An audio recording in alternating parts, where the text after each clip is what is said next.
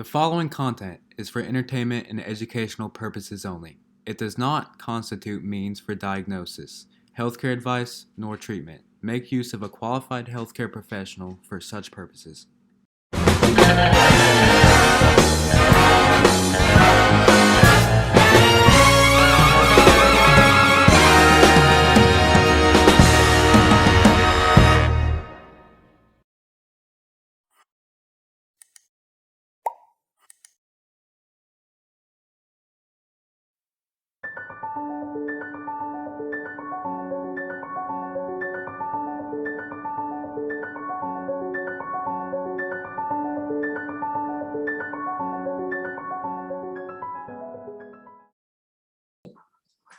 Now, we talked a whole lot. About what stress is, types of major stressors, the stressors that you may commonly find. We also talked about the stressors that come from conflict. How do we respond to stress? How is it that we respond to stress? Notice that generally, whenever we are exposed to stress, and I can't stress this enough, right? Psychology isn't the science, it's in the business of predicting behavior. So we are interested in knowing what behaviors and emotions can arise whenever we are exposed to a circumstance in order to treat it, right? If I know what normal is, I can treat abnormal. If I know what abnormal is, I can go back to normal. Notice that we do have emotions that tend to come from stress. These could be annoyance. Now, annoyance doesn't sound like a big deal, right? But if you recall from what I mentioned earlier, about stress, notice that eventually they can start piling up. And see, that's a situation because you may be annoyed and become annoyed and keep being annoyed. But the problem with that is that they will start piling up, either because they keep occurring or you have a collection of different aspects that are annoying. Anger is another typical response to stress, and so is rage. Another aspect of that we can find when it comes to emotions, we can have apprehension, anxiety, and fear. That sounds an awful lot like conflict when we are talking about avoidance, right? When we're talking about types of avoidance. Notice that something else that can occur, and I like to think about this a whole lot, is sadness. Sadness is a common response to stress. I'd like to think if I were to ask you to close your eyes and think about a stressed out person, generally the stereotypical image that's going to come up, right, is someone who's running around, right, like a chicken with its head cut off, right? Someone who's very active, right? But stress also comes in the form of sadness. The person can respond to stress in a depressive or sad fashion. But if you recall from what I mentioned earlier, in that example that I gave you about the other intern, the graduate intern who is about to graduate too, that's super exciting. I love seeing people graduate, fly, they grow up so fast. Notice that positive emotions can also arise from stress. They can also arise from stress. Why do we say that positive emotions can arise from stress? Notice if I were to tell you, which is not the case by the way, but say that I were to tell you your final is tomorrow at 6:30 in the morning. That would be awful, wouldn't it? That's a big old stressor, right there. First of all, I don't want to wake up at like 5 in the morning, right? And second, it's too soon. There's a lot of material for you guys to study. Some of you may view this as a positive opportunity. You will say, you know what, Dr. Sharp, I got this. This is nothing. I got you, girl. I'm going to study. I'm going to do well in my exam. So notice that some of you may view something stressful as a challenge, because stress can also elicit positive emotions. So imagine that if I did start law school next semester, I can view that as like, wow, that is very difficult, right? I can also view it as a challenge, and I can say, well, I already have a doctorate, so I know I have at least some foundation. I have some of what it takes to graduate again. So notice that I turned this stressful situation into a positive emotion. So now I'm viewing it as a challenge. So notice that not necessarily because something is stressful is going to elicit just negative emotions like anger, sadness, grief. Let's give you an example about the process of stress. Notice that the first thing that we're going to do is evaluate the stressful event. So notice that in the example that I gave you, a major exam, say tomorrow, you have your final 6:30 in the morning right here in this classroom, right? Now, you can do different things, right? Now we have the objective event, which is a test tomorrow, right? You're getting a divorce. Your husband cheated on you. Your wife dated your dad, right? Very stressful situations. I've seen that a whole lot. I've seen that too much. Like the husband dates the mom of his mom-in-law. That's pretty stressful to find that out. Notice that that will be the objective aspect. This is a fact and this will occur. So that is going to be the objective aspect of stress. Let's move into the subjective aspect of stress. This is where your cognitive appraisal process that we saw earlier comes into play. Notice that now you're going to utilize, am I viewing this as relevant? Am I viewing this as a threat? And if I am viewing it as a threat, what can I do about it with my coping mechanisms? Do I have an adequate coping mechanism or do I not have an adequate coping mechanism? What can we do in regards of cognition? This is going to be your personalized perspective of whether or not something is threatening. Notice that how do we view something as threatening? One of the things that we can do is how familiar am I with this event? So whenever you are exposed to a stressful situation, you can say, has this happened before? Or do I have some sort of idea of what this will be? So this is really similar to the example that I just mentioned earlier, right? It is stressful to perhaps be a Juris Doctor candidate. But I can say, okay, this is stressful, but what have I done that allows me to face this challenge, right? So I have already taken credits in a doctoral level. So this is perhaps not that much different. So notice that even though it is subjective, because that is my perception of the stressful event, it's going to guide me. It's going to guide me in assisting my emotional, physical, and behavioral response towards this stressor. Notice that earlier, I mentioned control, right? I mentioned control is a significant factor, right? Control is really important because sometimes when we think we are out of control and we don't have control over a situation, sometimes we are indeed in control of that situation. And sometimes when we think, oh yeah, I have total control over this, you don't have any control over that because it was an external factor of control. So my job is to help you see the internal locus of control. Locus is just a fancy Latin term for location. So my job is to put you in that internal locus of control and say, okay, I don't have control of how stressful my finals are going to be, but I do have control on how much I study. I do have control in scheduling an appointment with my instructor, my professor. I do have control of scheduling an appointment with my tutor. I have control about viewing and reviewing the slides or watching the lectures again on YouTube. So notice you didn't have control on when your final is and how difficult it's going to be, but you do have control of a wide myriad of factors. What happens after this perception, this subjective perception? We are going to have three types of responses. The first one is that emotional response. And as I mentioned, annoyance, anger, sadness. We're also going to have physiological responses towards stress. If you recall from previous lectures, we did talk about the autonomic nervous system. And the autonomic nervous system is that prepares you for a threat. So imagine the example that I just gave you, your final is going to be tomorrow at 6:30 in the morning, right?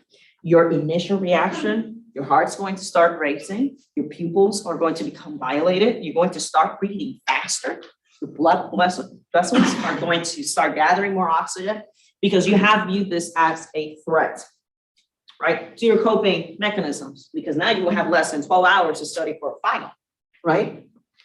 Notice that that is part of your natural response to a threat. You're also going to have changes within your hormones. There's going to be fluctuation in regards to your response to stress. Also, neurochemical changes. Now, you're also going to be exposed to behavioral changes, right? And behavior is anything I can see, right? I can't see sadness, but I can see you cry over the fact that the final's going to be tomorrow at 6:30 in the morning, right? So notice that now I can see your coping efforts. So for example, no worries, I'm going to schedule an appointment with Dr. Shar. I'm going to go back and watch YouTube lectures and review the slides. Or you say, I can't handle this. I need a drink. I need a drink right now. Right. So now you're going to start engaging in whichever your coping mechanism is. Now, that could also be a negative coping mechanism. So for example, because you can't yell at me. I mean, technically, I suppose you could yell at me. But notice that you can start lashing out, right? So for example, you can start lashing out at me. You're crazy. Why are you going to give us this final so early tomorrow? It's too short of a notice. Notice that, say you find out that your spouse cheated on you, right? So now you're going to start lashing out on others. But also, you can start addressing aspects of seeking help. So, any questions about that?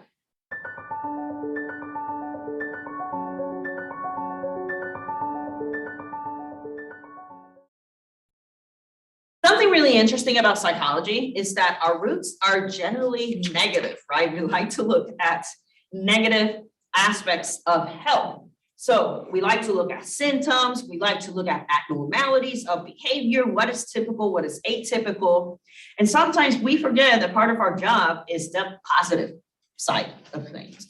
What can we do scientifically that allows for the promotion of that well-being without necessarily having that focus on negative and detrimental factors?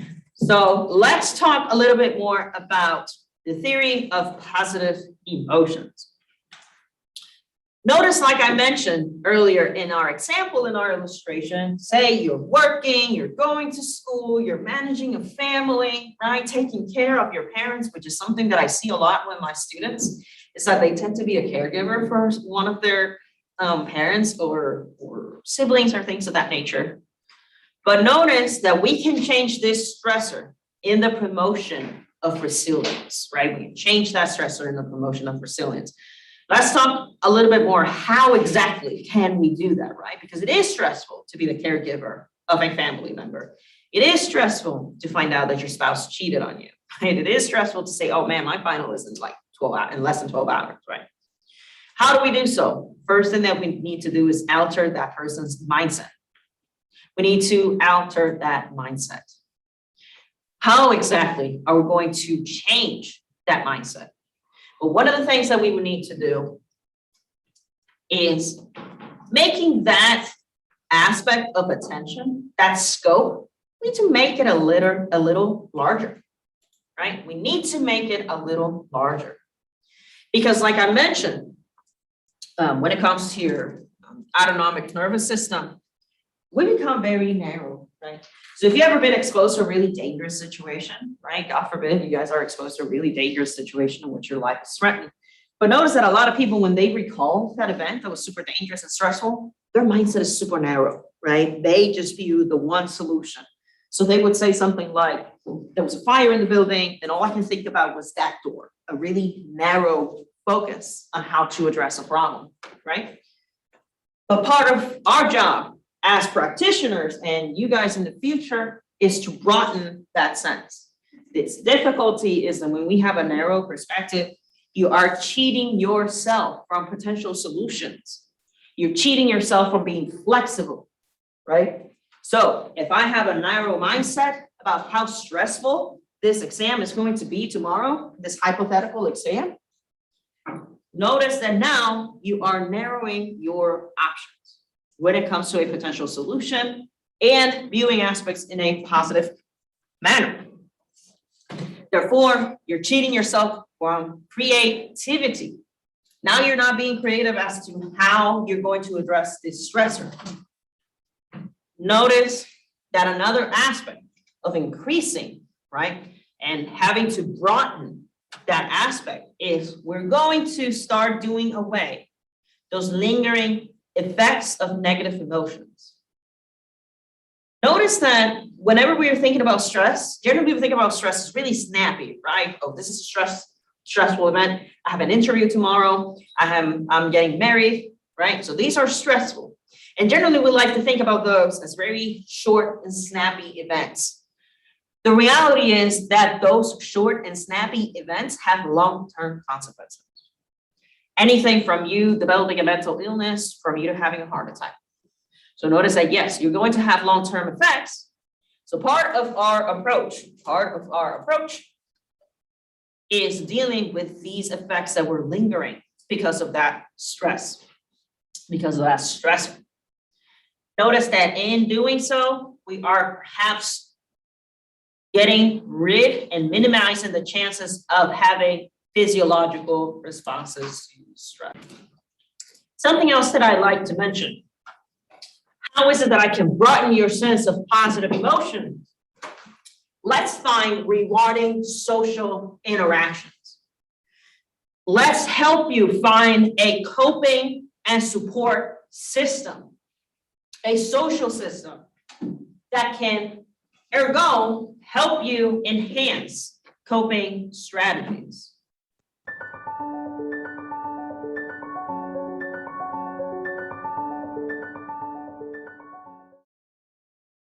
Let's talk a little bit about those effects, because I keep talking about the short-term aspects of stress. Let's talk about the effects that emotional arousal can lead to. Notice that, of course, we do have statistical procedures for this, but that would be outside of the scope of this class. But this is something you will see later on in a more in-depth fashion. Let's look at it in a very broad sense. Notice that the effects of arousal. When I mean arousal, I don't mean sexual arousal. I mean arousal of being exposed to a significant stressor. So for example, if I were to tell you your spouse cheated on you with your sister, right? So that would be a very significant aspect of arousal, right? That this will be your very initial response. Notice that initially, we're going to view this aspect as a U shape, right? So that's the first thing that I want you to notice, is that the response to emotional arousal is generally in form of a U. Notice that, interestingly, like I mentioned, stress lights a fire on you. It could be a source of motivation, but only to a certain point. Only to a certain point. Because after a certain point in which you have high arousal, that is going to lead to poor performance, right? So you can only be stressed for so long that it went from a motivator to a detriment, right? So think about, for those of you who are in sports, or for those of you who do like gaming tournaments and things of that nature, imagine that you are exposed to this stressful task, which is the big game is tomorrow, or the big tournament is tomorrow, right? Notice that you can only have so much stress, and you're going to say, okay, I got this. I'm going to go to practice. I'm going to practice with my peers. You can only have so much stress that is going to lead you to optimal performance until it starts becoming detrimental. So yes, stress can be a source of motivation. Stress can actually light a fire in you so that you can start engaging in tasks that could help you in having good performance. So the situation with that, however, is that is going to depend on how complex is the task. Generally, we prefer tasks of medium complexity, not something not too hard, something not too easy. So we're generally inclined into tasks that are of medium complexity. And depending on the complexity of the task, then you're going to feel that you can actually perform in a good fashion. So imagine if you have the big game tomorrow, but the team that you're facing is kind of weak. The team you're facing. So maybe that aspect of performing well is not going to be a motivator for you. But imagine that the team that you're facing tomorrow for that game, so they've never lost, right? They have a really good record. Your performance is also going to be detrimental because of the fact that perhaps that complexity that you're viewing is just too complex. It's just too difficult. Just like, for example, if I were to say you guys have an exam tomorrow, that would be too complex because it's too soon, right? So your chances of performing well, even if you understand the material really well, the chances are that you're going to perform poorly. All right, any questions?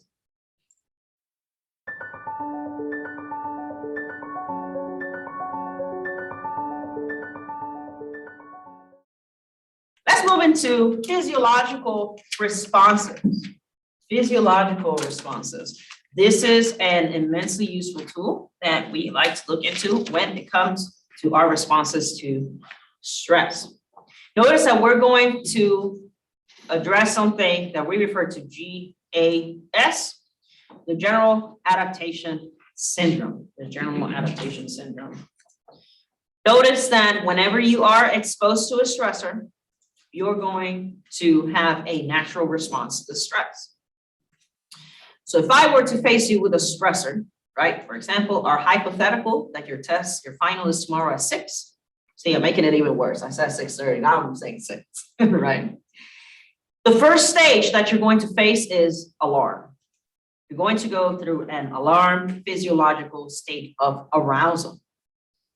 Notice that this is your body's initial response to a threat. How am I going to face this threat that I have this hypothetical final tomorrow, so early in the morning? Notice that you are also going to move to a second stage.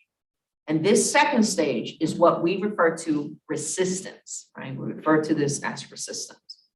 And what is resistance? This is when you are going to actively seek that process of being stabilized. I don't like this stage of alarm. My heart is racing. My breathing got messed up. So now I'm going to resist this alarm by and through becoming stabilized. Notice that now those coping efforts start to arise. So that's what we mean by resistance. I'm trying to fight away this alarm stage. And so far, so good, right? That sounds like something you would like to do, right? So if I'm faced with a stressor, I want to fight this stressor. I want to fight this stage of alarm. So I'm going to try to resist it by, okay, what can I do? What can I do to this significant stressor? Okay, I found out my spouse is cheating on me with my sister. What can I do? I could move out. I could have him or her move out, right? I could go to therapy. I can consult with an attorney. Right? I can move in with my family, right? So you start addressing coping. I can go talk to a therapist, right? So notice that you're going to start resisting. So that sounds pretty good, right? The problem is that you can only resist so much before you move into the third stage. That is what we call exhaustion. You can only resist so long before you engage in exhaustion. And in this specific case, what is going to happen? Your body, psychologically, physiologically, emotionally, you start what I like to call gassing out. All these coping efforts that you had going on, all of these aspects that you were trying to use to resist this alarm stage, you start depleting them. You start running out of those body resources. You can't overcome this stressor. You can only become resistant so much and address these stressors before you start feeling exhausted. So the example that I gave you, say, I found out my spouse is cheating on me with my sister. You can only address these aspects so much, and then say you address these aspects, you coped correctly, and then a year from now, your spouse cheats on you again with your sister. And then 2 years from now, it happens again. And then it keeps happening every month. So notice that because you're going back to those coping mechanisms trying to resist this stressor, this alarm stage, you're going to become depleted. That is one of the reasons why we have to address adequate coping mechanisms, locus of control, things of that nature, to attempt to decrease that aspect of exhaustion, I should say, and address that general adaptation syndrome. Notice that because you are trying to adapt, you're going to have significantly harmful consequences And in this particular case, we're focusing on physiological effects. Notice that because it is chronic, it happens again and again and again. You are exposed to this stressor, alarm resistance, exhaustion, alarm resistance, exhaustion for a long time. Notice that now we're going to have an overactivation. So in that example that I gave you, imagine that your spouse has cheated on you with your sister, and it happens one time, then it happens again next month, and it keeps occurring because you're going back to alarm resistance. Eventually, it becomes chronic. You're doing this over and over again, and it can lead to negative consequences.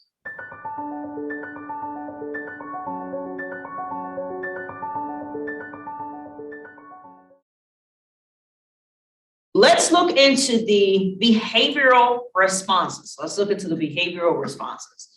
We talked about the physiological responses of stress. So let's look a little bit into the behavioral responses. Let's talk about this little word that I keep mentioning, which is coping. As I noted earlier, this is an active effort. This is an active effort to either master, reduce, or tolerate those threats, those demands that you were faced with because of stress.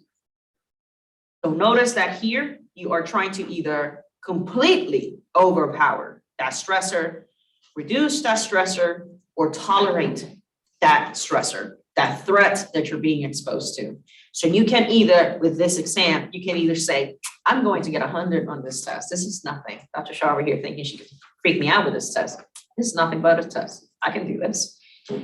You can also try to reduce. So for example, you can say, wow, the test is tomorrow. What can I do to reduce this situation, this stress that I'm feeling right now? Okay, maybe I need to study really hard today. No hanging around, no anything else. Let me reduce this stressor by studying. Or you can try to tolerate this threat. So you can say, okay, this is feeling pretty deep right now. What do I need to do? Okay, maybe I need a bubble bath. Maybe I need to hang out with my friend, talk to him or her for a while so that I can tolerate this demand that this threat of a final in less than 12 hours has placed upon me. Now, something that could occur is giving up. Giving up and blaming yourself for a stressor. Notice that now we're moving from an active effort to a passive effort. That is what we like to refer to as learned helplessness. You can see this and will see this a lot in your practice in the future. For those of you who are interested in this specific field, notice that here we start believing that these detriments are simply unavoidable, I should say. They are going to be a threat irrespective, right? They're going to be a threat irrespective. This is when I would start hearing a student say, well, I'm just stupid. I just can't study 4 chapters in 10 hours. I just can't do it. I'm stupid. It's not going to happen. Or they can say, this is just too much. I didn't sign up for that. I can't do it. I just simply can't do it because I just don't have what it takes to study a whole lot in less than 12 hours. I failed before. I'm going to fail again. There's no point in me trying to address this stressor of this exam early in the morning. I simply cannot do it. Now, that's one potential aspect, right? That's one potential outcome, behavioral outcome. Now, we could also hypothetically engage in another aspect. We talked about us and the self, blaming ourselves and giving up. Let's talk about aggression. Now, instead of me thinking, I'm stupid, I simply cannot study this much in such a short notice. Notice that now, perhaps your approach is to become aggressive. What is aggression, right? What's aggression? Very broadly defined. This is a behavior in which I intend to hurt you. I will insult you. I will physically hurt you, right? Slap you, hit you, right? Notice that in this specific case, the intent is to hurt. Something that you hear a lot in practice, and it's pretty stereotypical, but it is quite true. And that is hurt people, right? So I am hurt because I cannot deal with the stressor that I have a test tomorrow. Let me lash out at this guy. You might not even be conscious about it. But say, for example, you are stressed out about the fact that you have a test, and then you go home and yell at your little brother. Your little brother has nothing to do with the fact that you're stressed because of an exam. But notice that that could be a behavioral response, right? I start yelling at your boyfriend, start yelling at your girlfriend, or somebody else. Notice that we can also engage in catharsis. This is the moment and when an individual is like, well, screw this, I'm just going to let my emotions out. And this could be a form of striking out against other people because you have let all of these emotions out. Another behavioral response to stress is indulging yourself. What happens when you start indulging yourself? Imagine in this example that I mentioned, your spouse cheated on you with your sister, and perhaps your response to this stress is reduction of control, reduction of you being in control of a situation. So now, instead of addressing, okay, what can I do? I just found out my spouse cheated on me. It's okay to cry. It's okay to look for help. It's okay to look for a therapist, look for an attorney, right? Get my paperwork straight. Maybe I want to ask for a divorce. But instead, you decide, I'm going to go drink until I erase tape. I delete the tape, right? I'm going to go and indulge, right? So you cheated on me. I'm going to cheat on you. So I'm going to find the very first person that I can find and engage in self-indulgence. Because that stressor that you were faced with now has led you into indulging behavior. Any questions about that? Yes, ma'am. So the question was, can this self-indulgence mean like, well, I'm just not going to study? I would view that a little bit more as giving up, right? I won't necessarily say that would be more of self-indulgence. I would say self-indulgence would be, well, I'm not going to study. Let me go to the mall and buy everything I can. I would view that a little bit more as self-indulgence. But in that specific case, say, for example, well, I'm not going to study. I would like to view that more as giving up. Does that answer your question? What about self-harm? That's really good. What do you guys think? What about self-harm, right? Self-harm, there's many reasons why people self-harm. I would have to look into it a little bit further. So for example, is the person self-harming because of pleasure, right? Does it give them some sort of gratification to self-harm? If that's the answer, then perhaps yes.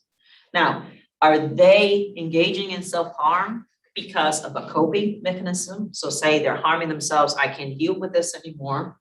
So I can't deal with this harmful aspect, so I'm going to harm myself. Then no, then it wouldn't be an aspect of self-indulgence. I would explore it a little bit more with a person. So that's a yes or no, depending on the rationale. Could it also be aggression or? It could be. Of course it could be. So it could be aggression to yourself. So say, I am so stupid, I can pass this test. And then the person starts harming themselves, cutting themselves, burning themselves, hating themselves, trying to get in traffic accidents on purpose. That's a really common one. Unfortunately, more car accidents are suicide than what you think. A lot of people like to say, oh, that could be an aspect of self-harm, putting yourself in a situation. It would depend on the person, but you're absolutely right. It would depend on the rationale for the individual. Ultimately, though, in a very big umbrella, self-harm is a form of control, in a sense. I cannot control this one aspect, but I know how deep I can cut myself. I know how I can cut myself. And this is an aspect that I engaged in. So it's a form of coping for many individuals because I can't control this, I can control that, let me control this. So you're absolutely right. Yes, it could be viewed in any of those fashions for sure. In continuing with our behavioral responses, Let's talk about defensive coping. Let's talk about defensive coping. We have talked about defense mechanisms before. Defense mechanisms, I like to view defense mechanisms as what keeps you from pain, what keeps you from feeling hurt, right?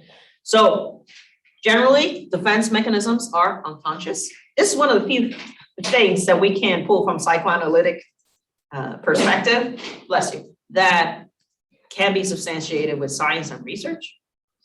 Notice that defense mechanisms are a largely unconscious effort. This is here to protect you. It's a protection that you're going to engage for yourself to keep you from trauma, to keep you from hurt, to keep you from pain. So I like to view it as almost your immune system, basically. It's built so that you can protect yourself from an agent that could be as stressful, just like your immune system protects you from an agent that could be viewed as harmful. Notice that in regards to defense mechanisms, when it comes to defense mechanisms, we're going to engage, we could engage in self-deception when it comes to a response to stress. When we are thinking about self-deception, we're thinking about distorting reality. Sometimes, and some of you, for those of you who are in arts and English and things of that nature, sometimes when people say, well, reality hurts, fiction can help you cope. So imagine in this situation that I gave you about, say, your spouse cheating on you with your sister. You can start engaging in self-deception. You can start saying, well, it probably wasn't that bad, or maybe it was a one-night thing, or you can start basically lying to yourself as a means to protect yourself. So it makes reality less hurtful. It makes reality seem less cruel. Notice the defense mechanisms are there to protect you, just like your immune system. Although I argue that the problem with defense mechanisms is that now we're not viewing reality for what it is. We're not calling the sky blue. And because you're not calling the sky blue, you can't address it, right? It's almost like hunting, right? If I don't know, if I tell you, hey guys, come on, let's go hunting this weekend. If you have never seen a duck and we go hunting, how are you supposed to target this potential threat, right? The same goes with defense mechanisms is they will protect you, but the problem is that can be a Band-Aid, because now how are we to target something that we are not directly addressing? And that's part of therapy, for sure, addressing things for what they are so that we can tackle them, right? Just like hunting. So now I'm going to show you a picture of a duck. This is what duck looks like. This is what we're looking for, right? This is what they do. So therefore, now we call the sky blue and we can address it. I have a client who engages in this quite a lot. He is a male in his 30s, I think. And he was sexually assaulted by his dad as an adult when he was in his late 20s, right? And he will call it everything else but sexual assault. He will call it anything you wanted to call it, but sexual assault. See, we're engaging in self-deception, right? Because the reality is, this is very difficult to address. The reality is that your father sexually assaulted you for the first time as an adult. So, because we are engaging in self-deception, we are distorting reality so it is less threatening, right? So notice that, yes, we could engage in self-deception as a means to make reality less harmful. Any questions about that? Let's talk about other behavioral responses. Let's talk about constructive coping, because like I mentioned earlier, coping comes in all shapes and colors. So you can say, yes, I'm going to a therapy, or I'm going to work out, things that could be seen as constructive, but you can also cope by drinking. Is it adequate? Probably not, but that is another coping mechanism that many millions of Americans engage in, right? Notice that when we're thinking about constructive coping, we are thinking about helpful efforts, something that promotes your physical and psychological well-being, for you to be healthy. Notice that we are using these healthy efforts to address stressful events. Notice that earlier, I talked about how in practice, I like to call the sky blue, right? We call the sky blue because a constructive coping technique is confronting problems directly. Now, I don't want you to think that with this client that I was talking about, I wouldn't, when I say confront directly, I wouldn't necessarily address this client and say, your dad raped you. You understand that, right? I wouldn't approach it that way because that is not necessarily healthy. But I would guide the client. Okay, for example, we can guide the client in coming to that conclusion, right? This was sexual assault, right? We will call the sky blue. We confront the problem directly, just like in the example that I gave you about hunting, right? If you know what the animal is, we can target it, right? Whereas if we don't confront problems directly, we engage in deflection, engage in other aspects that won't allow you to view reality for what it is, then you may not necessarily be able to cope with this situation. Another aspect that you will be exposed to is limiting that excessive self-deception. Why is that? Because self-deception can limit your ability to view reality for what it is. Notice that you can also try to limit, right? For example, in therapy, we're going to limit highly unrealistic negative thinking. I have many clients that is the first time that they did therapy, and they would say, well, I didn't want to try therapy because I thought that therapy is basically trying to view everything through rose-tinted glasses. It's actually the opposite. That's what friends do, right? Friends help you look at the positive side of things, right? Although I like to think a lot of friends would do that. And it's well-intentioned, but you see, I'm not your friend, I'm your therapist, right? So my point is I'm going to guide you into viewing things for what they are. And sometimes this excessive, highly unrealistic thinking can lead to negative consequences. If thinking, for example, that I'm so stupid, I'm not going to be able to pass this final. I'm just going to fail Dr. Shar's class. Could you fail it? I mean, sure, there is a possibility you can fail my class, but is it highly likely? Are you truly stupid? Are you truly inadequate to pass an introductory class, right? Is it a possibility? Sure, it's a possibility that you can fail, but this highly unrealistic thinking is perhaps not the most adequate train of thought. It's almost statistically unlikely because most people are not gifted or stupid. Most people are in the average. You're probably most people. So chances are that realistically speaking, yes, you could pass this class, right? Realistically speaking. Another aspect that we can engage in as a healthy coping mechanism, we're going to do a reappraisal. We're going to do a reappraisal.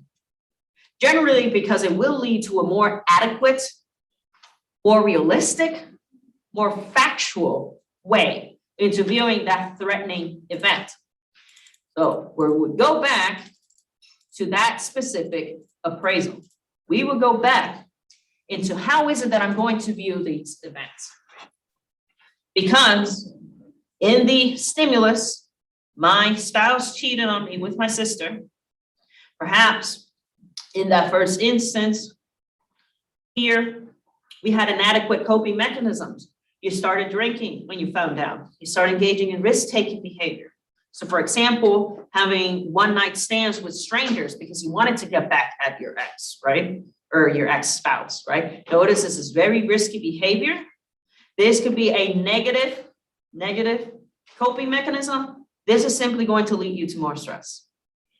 Now you're drinking, now you have a DUI. Now you're drinking, you have a hangover. You're hungover.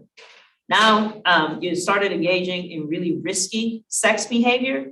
Now you have the possibility of having an STD or worse, right? So for example, it was really dangerous. This person robbed you, right? This person now texts you immensely. Now this is another source of stress. So notice that part of that reappraisal, let's go back into that instance where you found out that your significant other has cheated on you with your sister. So part of a healthy coping mechanism is going back, and let's reevaluate. Let's go through this appraisal tree in order to become less stressed. The last things that I would like to cover for today is that we would have to look at you physiologically, which is we want to ensure that your body is not necessarily specially susceptible, right? It's not specially susceptible to the damaging effects of stress. So we would like to look into, for example, if you are already in ill health, do you have any chronic pain, right? So for example, you have any ailments that could affect your ability in regards to addressing the stressor. So someone, and this is a true story, one of my clients, she had a double mastectomy, right? She had breast cancer, and it was very sudden. There was no prep, right? So for example, some people find out kind of early, and then they have a mastectomy. It literally went from a Monday, she went to, it was a Tuesday actually, if I remember correctly. That Tuesday, she just went to a regular checkup with her physician. Her physician said, this does not feel right. Let's refer you out. That Thursday, she went to a specialist to get evaluated for breast cancer. And that next Monday, she found out she had very late cancer and that she had to have a double mastectomy, right? So have her breast removed. It was very sudden, right? She didn't feel ill during the time. And I gave you this example because now we're dealing with a person that is recovering from cancer. Her husband was not happy with the double mastectomy, according to her. And apparently he cheated on her, and now they're going through a divorce. She does not want to divorce him, but he does not want to be with her any longer. So now she is exposed to this stressor. Now I have to think about what physical aspects can stop my client into addressing with this stressor that her husband has filed for divorce. She does not want to divorce them because they still have a daughter that I think is a teenager still. Her other daughters are grown, they're in their 20s, they have careers. But she doesn't want to because she's been married to him for about 30 years. So notice that now I have to think about the physiological aspects of this stressor of a divorce. So any questions about that? If you want to know a recent update, she did accept the divorce, so she did sign it.